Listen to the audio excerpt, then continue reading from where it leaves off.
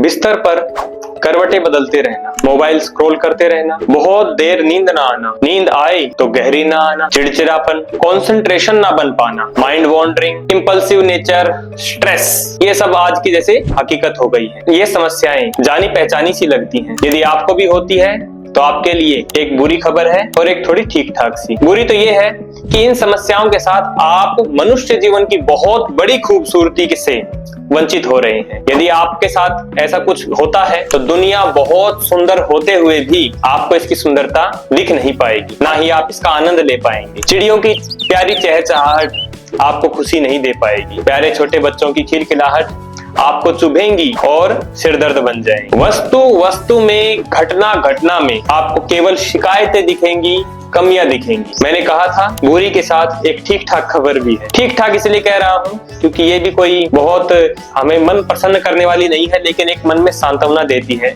कि इस बीमारी के मरीज हम दुनिया में एकमात्र नहीं। दुनिया में 30 साल से अधिक उम्र के 53% से अधिक लोग इस बीमारी से जूझ रहे हैं। उनमें भी सेम सिम्टम्स दिखते हैं।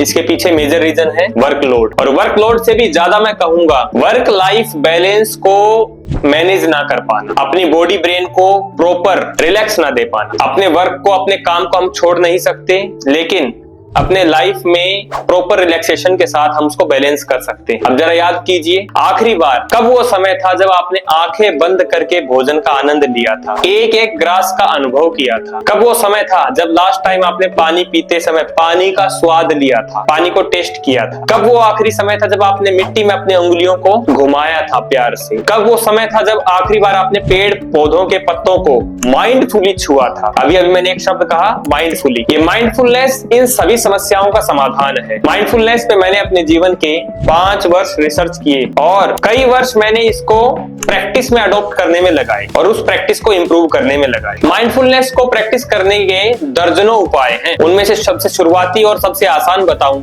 तो वो है अपनी सांसों पर ध्यान, और लगभग यही प्राणायाम भी है। हम हठ योग प्रदीपिका में सुनते हैं, चले वाते चलम चित्तम निश्चले निश्चलम भवे। जैसे जैसे हमारा वात, जैसे जैसे हमारी प्राणवायु चलती है उसी के अनुसार हमारा मन चलता है।